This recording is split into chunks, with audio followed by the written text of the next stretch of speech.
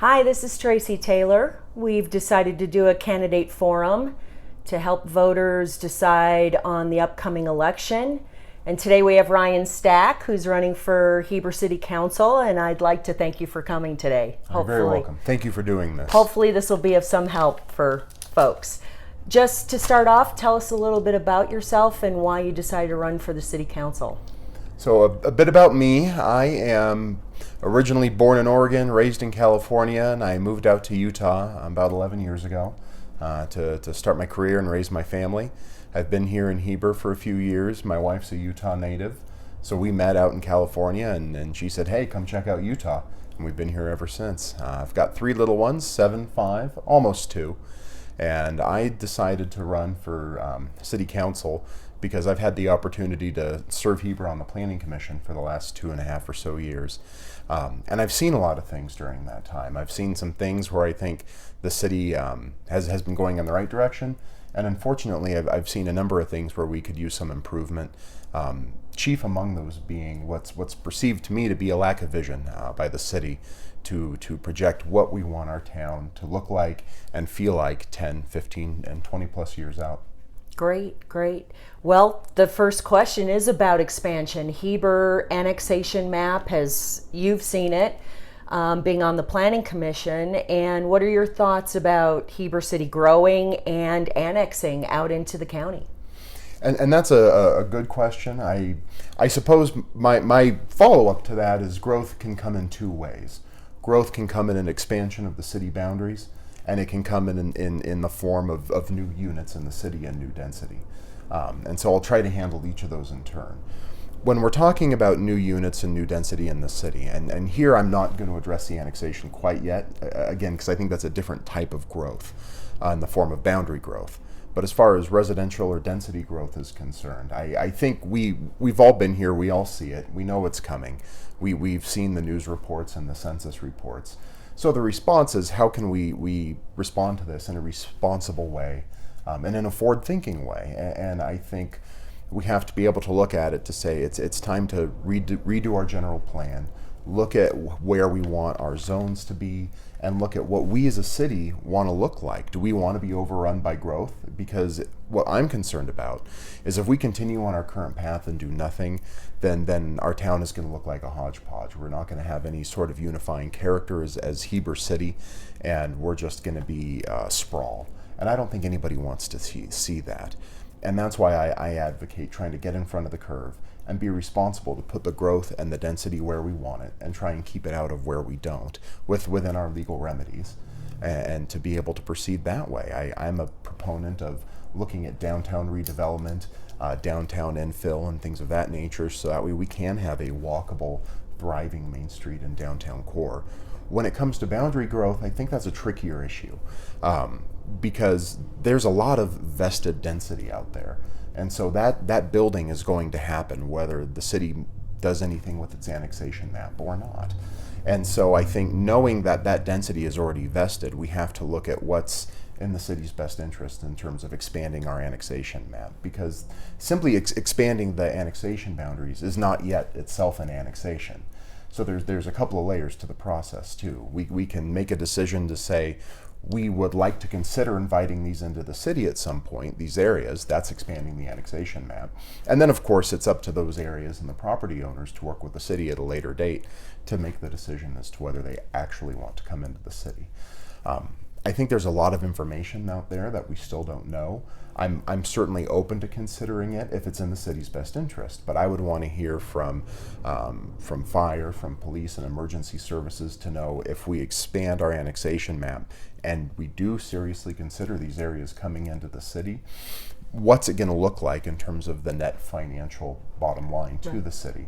Is the tax revenue going to outweigh the services we provide, and it makes sense? If so, let's consider it.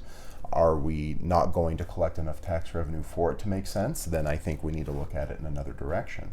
But it's certainly something that we should consider, and we should keep our ears and our eyes open to, because that is vested density, and I don't think anybody wants to be in a situation where we have an area to the north of us that does incorporate and starts pulling tax revenue out of Heber City. Okay, great. The airport another place where we might see expansion. How do you feel about possible airport expansion, whether we should work with the FAA and keep that money coming in the city, or if we should stay the size we are now? Most important to me, and what I've understood to be very important to a lot of you in Heber, is that the airport is already perceived to be pretty big. I haven't met a single person who has been telling me, I want a bigger, more congested airport. Let's bring some more planes flying over Heber City. That's not been something that I've heard, and that certainly isn't something I support. I would like to keep it the current size. I don't think shrinking it is realistic. But I am not one who wants to invite more jets into Heber or more frequent jets into Heber. I'm sensitive to the issues with the airport. Those jets come right over the top of my house. On a day where they're low enough, I could probably reach up and touch the landing gear. And it gets very concerning to me is from the standpoint of noise pollution and air pollution with all these jets coming into the valley. That said, we do have an airport. It is a fixture in the city. And we do have to work with the the FAA on some things because it is an airport and they are involved in the regulatory process. Right. I would like to see the airport self-sustaining. I don't think we should be subsidizing it from the general fund. I don't think the taxpayer should have to foot the bill for the airport. I think part of that starts with making sure we are consistently and regularly collecting all the landing fees to which the city's entitled and making sure we enforce those. I'd also like to see working with the FAA to have some sort of reasonable limitation on quiet hours. I shouldn't hear large jets landing at 11:30 at night or 5 in the morning, and yet I do, and they wake up my kids. And that means I know what's happening across the valley to everybody else who's under the landing path. So the airport's here, it's a fixture in the valley. I think it can be a valuable resource, but I also want to explore our legal options to work with the FAA and see how much we can try and get out from under their thumb so we're not coerced by the FAA into having to swallow something that we don't want. Great. Bypass road, there's some people that believe it's going to pull business off of Main Street and those merchants are going to suffer. Others think it's absolutely necessary to get some of the traffic off of Main Street to try to revitalize Main Street. So what are your thoughts on that? I have made the bypass something I'm firmly committed to. It's on my website at stackforcouncil.com. You can see what's important to me as a candidate, and I think the bypass is one of those things. And I've actually linked to it, or I couple it with downtown redevelopment. You talk to a lot of people right now, and my impression, and this is my impression from talking with folks in Heber, and my impression as a citizen, Main Street does not put our best foot forward. A lot of people have family come into town from out of state, and they love driving them around the valley, but they do whatever they can to avoid Main Street. And unfortunately, the way it's developed over the years, it's kind of a scar right now. And that's too bad. It shouldn't be. It should be the crown jewel of the valley. It should be the commercial hub. And we're not doing what we can to make that happen. And I believe the bypass would actually help facilitate that. I've been talking with some folks at Mountain Lands and trying to get a sense as to what they're doing with UDOT. And unfortunately, they have the bypass on a time horizon starting no sooner than 2025. I think everybody would like to see it a lot sooner than that. But these things do take planning. There are land issues to work around and then sensitive issues of that nature. But I think a lot of the reason what's keeping Main Street from being thriving and vibrant and walkable are the amount of semis coming through town, the amount of traffic coming through town, transient traffic, not local traffic. Most of the locals I talk to try to avoid Main Street. They drive up and down 100 East and West, and they cut across Main Street, and that shouldn't be. We should be proud of our Main Street. I think the bypass would be very important to help pull the transient traffic and the semi-trucks off Main Street. You can probably hear them in the background right now. I was just thinking that while we're talking.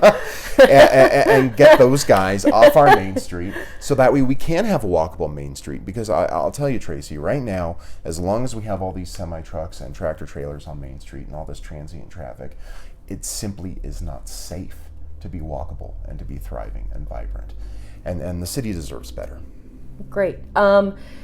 We've been seeing some infrastructure work as well this summer. seen water fees go up, sewer fees go up to help pay for our infrastructure. How do you think it's going? Is it how you would like to see it be handled in the future? I think the city's doing the best it can in that regard, right? We have both growing pains and aging pains. We have Right. a very old set of infrastructure in the city. I think the city departments are certainly doing their best. When you look at a city of our size compared to cities of other sizes, if not smaller cities, we are woefully understaffed. And unfortunately, that means we're always playing catch up and we're always playing from behind. And that's not to fault anybody in City Hall, any of the hardworking city employees. They're doing their best. They can only respond to what's put right in front of them because they aren't given enough resources to try and get their nose above water. So I think they're doing their best. Obviously, a lot of the road work, because of logistics, you just can't do in the wintertime. So you have to get it all in during the summer seasons. Right. I think they're being sensitive to that by working on Main Street at night. This is the sign of a growing town. It's also the sign of an aging city core. Right. And we just have to do it the best we can. The Heber Light and Power is 75% of it's owned by Heber City. So Heber City has some responsibilities as far as Heber Light and Power goes. Any thoughts on how it's been going, and then what you'd like to see happen with Heber Light and Power? Do you have anything specific in mind as to how it's been going? Well, the mayor and 2 council people sit on Heber Light and Power board. Is that good enough? Is that sufficient? How's the utility running? Those kind of questions. There's been a lot that has happened in the last Right. 5 years, 10 years with Heber Light and Power, and we're doing some catch up. Well, we And certainly are. I think so- the most recent big thing to have made headlines was very unfortunate. I personally don't believe the 2 council members should have been removed at the time they were and in the fashion they were. I think that was irresponsible, both as to the working of the board as to the public perception of our city and Heber Light and Power. I think the utility on its own is doing the best it can. You look at our electric rates compared to other utilities in the state, especially large utilities, and then compare that to utilities out of state, and we are actually relatively fortunate as to what we pay for our utility rates through Heber Light and Power. So I think it's important, because we do own a 3/4 share, that we do have that representation on the board. And I think that we are continuing to work to implement those checks and balances to make sure that some of the unfortunate things that happened before don't happen again. Tell us a little bit about yourself. What do you do for a living, and what are some of the qualities you would bring to the city council? So I'm an attorney by trade. I'm not one of those attorneys, so don't worry. I work for Summit County in the county attorney's office. I'm in the criminal division as a public prosecutor. I have been a prosecutor for almost 10 years here in Utah. Prior to coming to Summit County, I worked down in Salt Lake City. And in that capacity, we screen and handle and prosecute all levels of criminal offenses. We have a misdemeanor prosecutor who handles traffic offenses and retail thefts, all the way up to those of us in district court handling felony level offenses.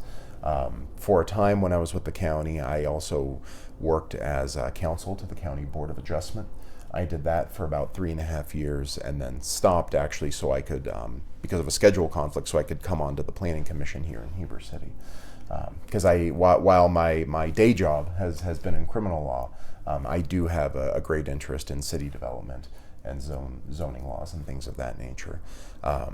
As to me personally and what I bring to the city, I think my background and my training as an attorney helps bring a logical, analytical mind to looking at some of the issues.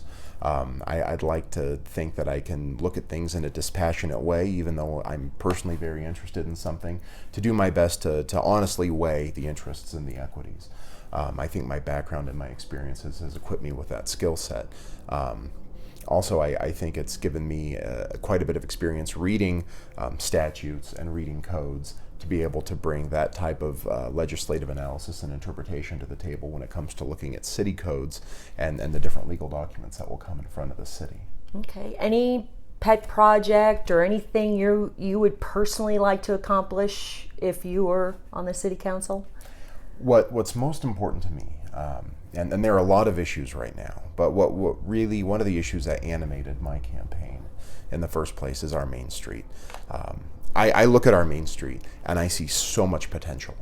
And I'm concerned because I think right now our city is at a crossroads, and it demands responsible, forward-thinking leadership. And I think that's what we need to have on the city council, and that's what I can bring to make sure that we take our city in the direction we want to go. You look at small towns throughout the country, and you can see examples of what's gone right and what hasn't. And I think there's a lot we can learn by looking outside of our own town to see what other places have done well. And I'd like to be able to incorporate some of that, so that way we can have a thriving, vibrant downtown area instead of something the locals try to avoid and the out-of-towners come through just to get a burger on their way through. Okay, and so tell the voters why you would like them to vote for you, and give them your contact info where they can find more information. Heber, again, my name's Ryan Stack. I'm running for City Council. I'm asking for your vote because I think Heber can do a lot better than what we've been doing. I'd like to see our town move in the direction of forming a vision. Think of what Heber looks like right now. Now think of Heber in 20 years if we continue on our current course and do absolutely nothing. Now think of Heber in 20, 25 years if we have a vision and we have a plan and we have a character and a unifying theme as to what we want to do as a city. That's the direction I want to go, and I would ask for your support to help us all move together in that direction. I'm listening. I want to hear from you. You can find me on Facebook. You just search my name, Ryan Stack. My campaign has a page. My website is stackforcouncil.com, and my email is just my name. It's ryanstack@gmail.com. I really appreciate your time, Heber, and I thank you for your vote. Thanks so much, and hopefully this will be helpful to you. Bye-bye.